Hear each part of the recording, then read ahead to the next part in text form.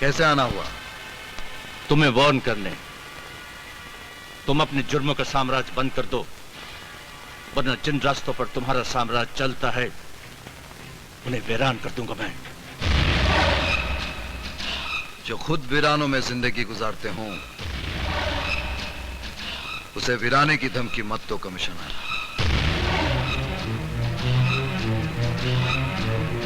तुम्हारा भी नया नया ट्रांसफर हुआ है। इस शहर के रस्म और रिवाज से तुम वाकिफ नहीं हो। फॉर योर इंफॉर्मेशन, मेरी ट्रांसफर हुई नहीं, मैंने खुद करवाई है। और तुम्हारी ये खुशकिस्मती है कि मैं अपने साथ तुम्हारे लिए अरेस्ट वारंट लेकर आया नहीं, क्योंकि मुझे यकीन है कि जग्गा का कत्ल तुमने ही किया है।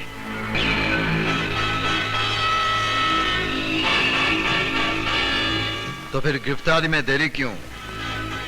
इसलिए कि तुम जैसे मुजरिम ये अच्छी तरह से जानते हैं कि सिर्फ पुलिस की गवाही अदालत मंजूर नहीं करती, और लोगों ने तुम्हारे खौफ से अपनी जबानों पर ताले लगा रखे हैं। आपकी मजबूरी पर वाकई अफसोस हो रहा है कमिश्नर। कारतूस तो है आपके पास मगर पिस्तौल नहीं। मेरे फर्ज में इतना फौलाद है देवा कि उसमें पिस्तौल भी बन जाएगी और हथकड़ी भी। आज से मैं तुम्हारे जुर्म की हुकूमत पर आसमान की तरह मंडलाता रहूंगा।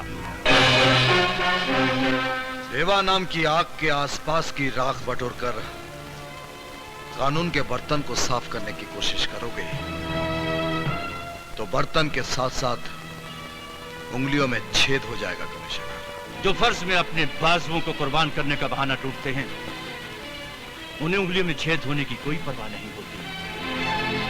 आई चैलेंज यू देवा, आज के बाद तुम एक कदर गुनाह करके दिखाओ तो मैं तुम्हारी इस गैर कानूनी हस्ती को जेल की सलाखों के पीछे फेंक कर दिखा दूंगा। कम से कम एक गुनाह तो और करूंगा कमिश्नर। तुम्हारे सारे हथकंडे बेअसर हो जाएंगे, लेकिन मेरे उस आखिरी गुनाह के बाद तुम्हें सबूतों और गवाहों के झमेले में नहीं पड़ना पड़ेगा, क्योंकि उस दिन गुनहगार देवा खुद बनेगा और गवाह भी देवा ही बनेगा। जुर्म भी मेरा होगा और सजा भी मैं तय करूंगा। अपने गले में सुरी भी डालूंगा और जल्लाद भी मैं ही खुद बनूंगा। भुजंग, देवा की तबाही की तैयारियां शुरू करो। देवा की तबाही तुम्हारे लिए कौन सी बड़ी बात है नेताजी? अब बतख के बच्चे को भी तैरना सिखाऊं? अपनी कुर्सी की चारों टांगों के नीचे देवा की हुकूमत का कब्रिस्तान बना दो। मैं इतना कमजोर नहीं हूं भुजंग जो सरकारी कुर्सी के कंधों पर बंदूक रखकर चलाऊं।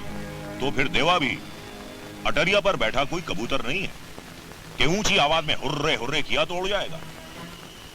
देवा गिद्ध है, गिद्ध। जहां मौत मंडराती है ना, वहीं आकर बैठता है। भुजंग की जंग का तजुर्बा तो ये कहता है नेताजी कि खाना ठंडा करके खाओ वरना मुंह जल जाएगा। क्या मतलब? मतलब ये कि देवा के किले में सुराख ढूंढकर वहीं से दीवार तोड़ना शुरू करो। देवा ने जब जग्गा का कत्ल सब्जी मंडी में किया तो सामने विजय की मां पड़ गई और उसने देवा पर यह इल्जाम लगाया कि वही उसके पति का कातिल है। देवा अगर विजय के बाप का कातिल है तो विजय के बारे में इतनी हमदर्दी क्यों जताता है? यही बात तो मेरी शैतानी खोपड़ी सोचने पर मजबूर हो गई है। कोई ना कोई जायज या नाजायज रिश्ता है इनके बीच। अगर रिश्ते का पता चल जाए तो उस रिश्ते की डोर से बड़े प्यार से खेला जा सकता है।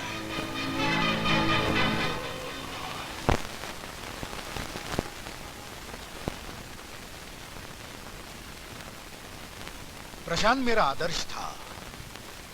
जब उसकी हत्या हुई तब मैं यहाँ नहीं था, वरना उस कातिल को कानून से ऐसी सजा दिलवाता कि अदालत भी थर्रा उठती। आपके कानून ने उस कातिल को कितनी सजा दी है? 14-15 साल की, जिसे भोग कर आज वो माफिया डॉन देवा बना है। लेकिन बहन जी, लोगों में चर्चा है कि देवा विजय को अपनी परछाई बनाता जा रहा है। देखिए, मैं विजय को लोगों से ज्यादा जानती हूँ। मैंने विजय को बचपन से दूध कम और देवा नाम का जहर ज्यादा पिलाया है। तो फिर देवा विजय के मामलात में दखल क्यों देता है? शायद प्रायश्चित कर रहा हूँ।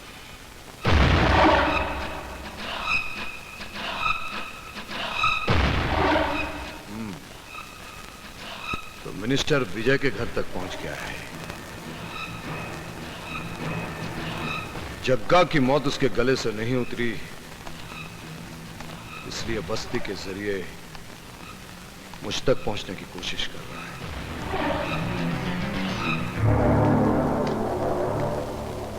नेताजी, आपकी ये सियासी चालें हमारे मोटे दिमाग में नहीं आती। आप तो ये बताओ कि आपने रिश्ते का पता चलाया या नहीं? दर्द का रिश्ता है। मेरी सियासी खोपड़ी कहती है कि विजय और उसकी मां के गर्दन पर तलवार रख दी जाए तो देवा घुटनों के बल मेरे सामने आ जाएगा। तो फिर देर किस बात की है? शतरंज की बिसात भी बिछी हुई है और अपने पास मोहरे भी हैं। चलो चाल और दे दो मात, बना दो दोनों को कुर्बानी का बकरा।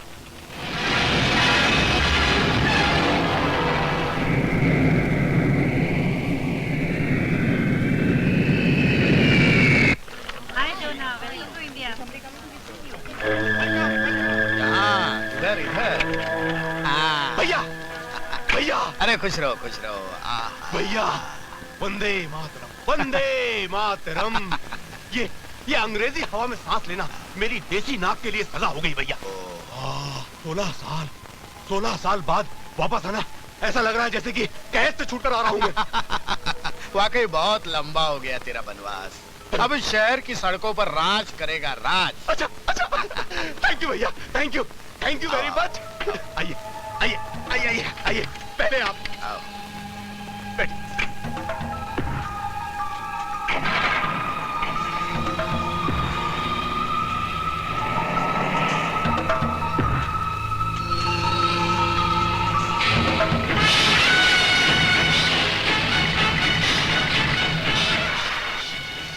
रोड क्यों ब्लॉक किया? चल पीछे कर। गाड़ी बंद हो गया साहब।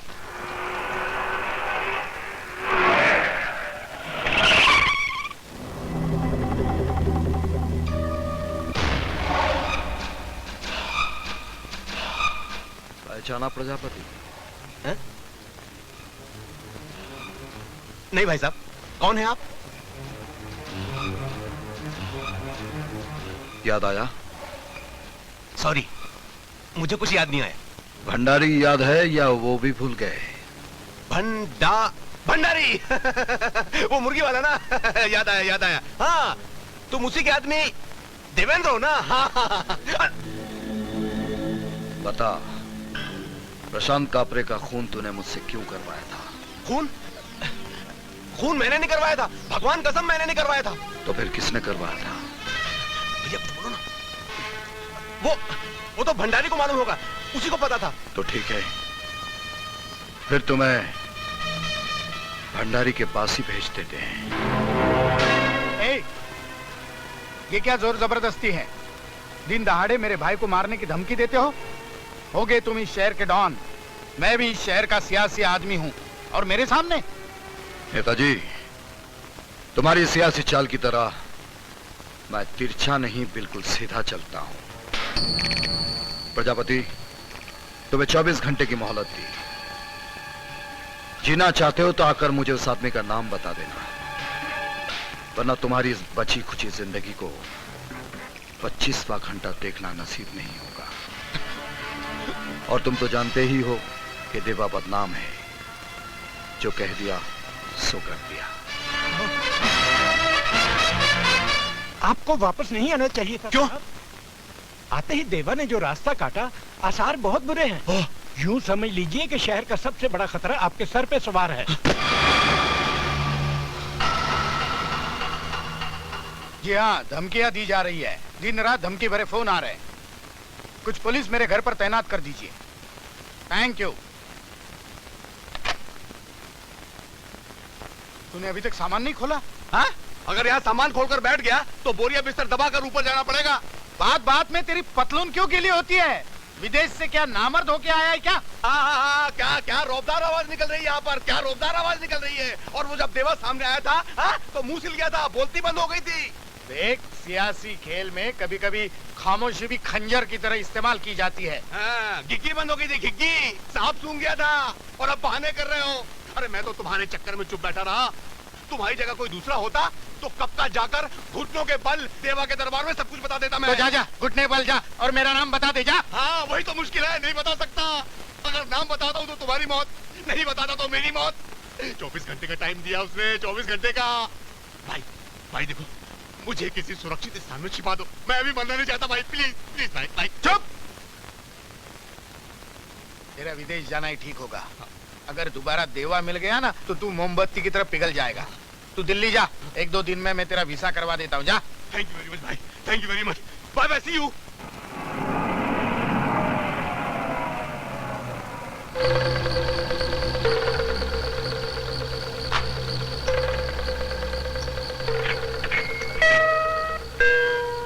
Your attention please.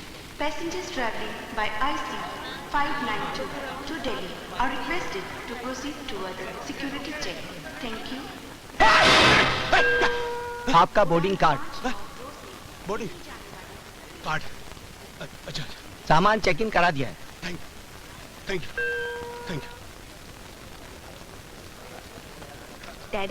डैडी मैं और विजय एक ही कॉलेज में पढ़ते हैं और एक दूसरे से।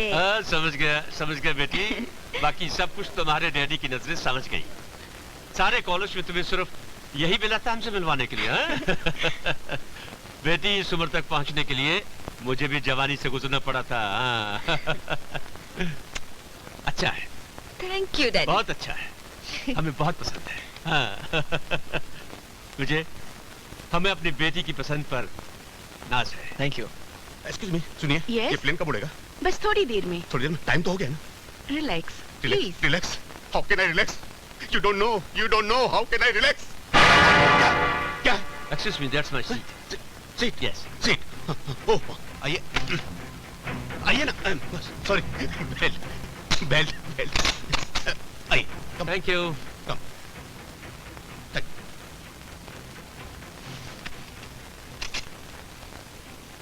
Goli, गोली। would you like to have some? Chocolate नहीं चाहिए।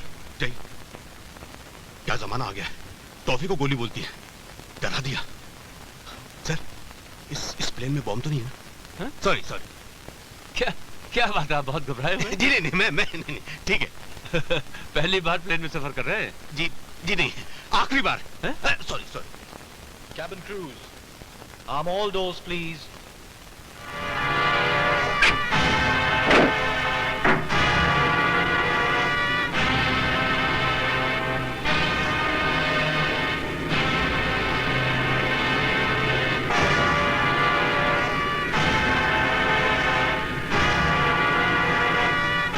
Station to take off, please.